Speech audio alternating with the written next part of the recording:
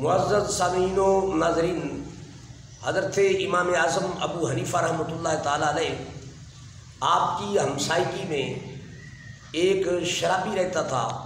جو ہر وقت شراب کے نشے میں دھت اور بدمست ہوتا تھا۔ وہ رات کو عشاء کے بعد شور و غل کرتا، غل غباڑہ کرتا،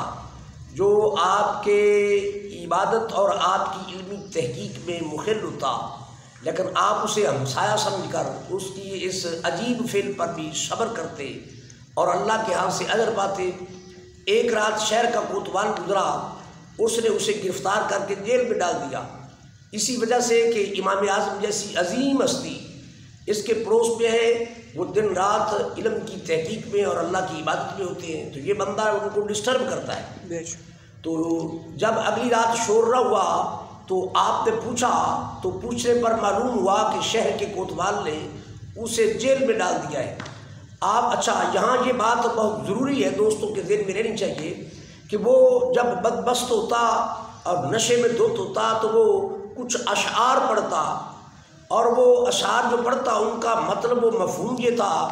کہ میں بہت عظیم المرتبت آدمی ہوں، میں عظیم مرتبے کا آدمی ہوں، اور اس جہان نے میرے عظیم مرتبے کو جانا نہیں، پہچانا نہیں،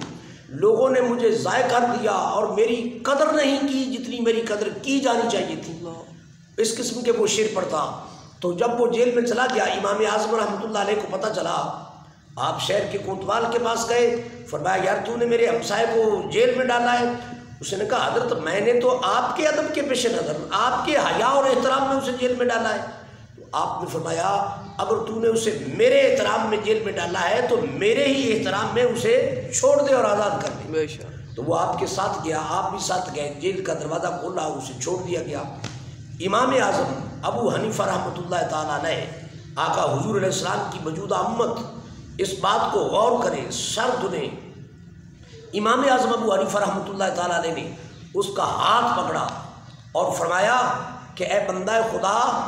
تو کہا کرتا تھا کہ میں عظیم مرتبہ آدمی ہوں اور میرا کسی نے مرتبہ ہی نہیں پہچانا، میری کسی نے قدر ہی نہیں کی، تو اب بتا میں نے تیرا مرتبہ پہچانا ہے کہ نہیں؟ اور فرمایا بتا میں نے اب تیری قدر کی ہے کہ نہیں کی؟ بس آپ کے یہ محبت اور تاثیر والا ایسا تیر تھا، یہ جملہ ایسا پر تاثیر تیر تھا جو اس کے سینے سے پار ہو گیا، اس کی آنکھیں چھلکنے لگیں اور وہ عرض کرنے لگا کہ حضرت